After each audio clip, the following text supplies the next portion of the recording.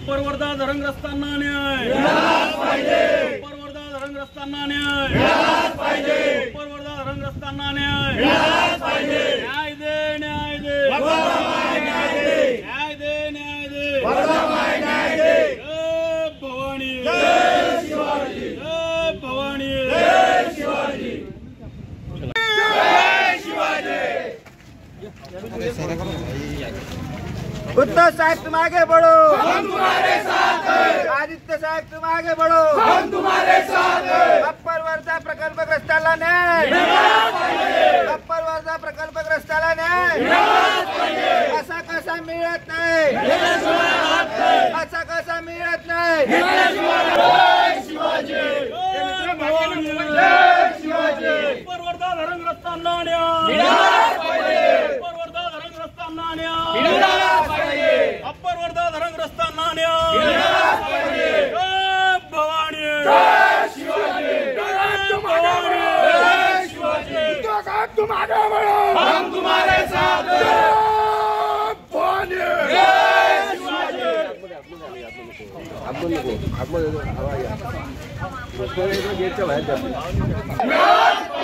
Upper Wardha प्रकल्पग्रस्ताला न्याय मिळालाच पाहिजे। असा कसा भेटत नाही मिळाल्याशिवाय राहत नाही।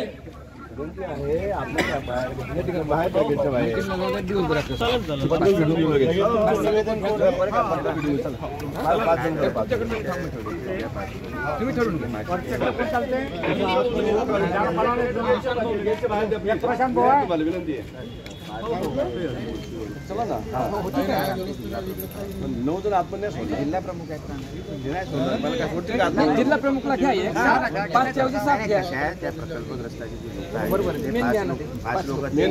आणि 4 आमचे जिल्हा प्रमुख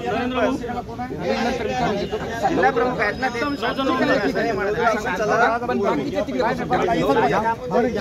बाकी बसून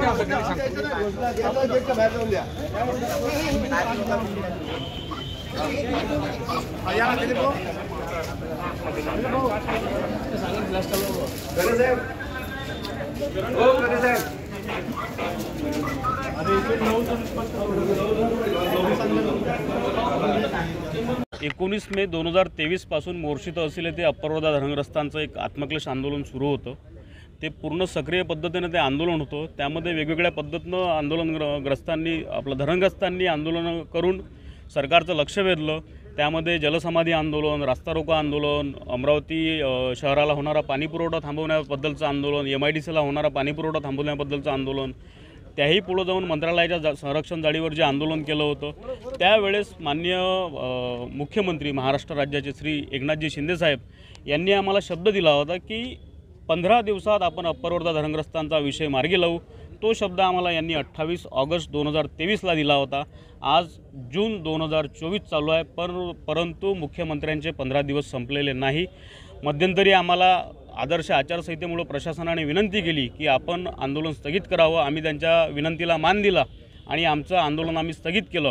आता निवडणूक आयोगानं आचारसंहिता संपल्याचं जाहीर केलं आणि आम्ही पुन्हा आमच्या तलवारींना धार लावून आता मोकळं झालो आहेत।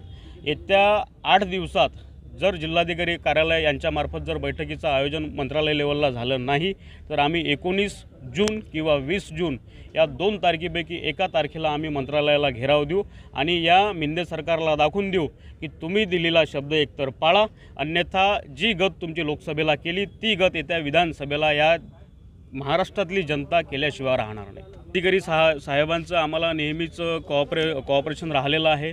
त्यांनी आम्हाला वेळोवेळी सहकार्य केलेलं आहे। आम्ही त्यांच्या विनंतीला वेळोवेळी मान दिलेला आहे। त्यांचंही एकच म्हणणं आहे की आम्ही 8 दिवसात कुठला ना कुठला प्रयत्न करू आणि आपल्या मंत्रालय लेवलच्या बैठकीचं आम्ही आयोजन करायचा प्रयत्न करू।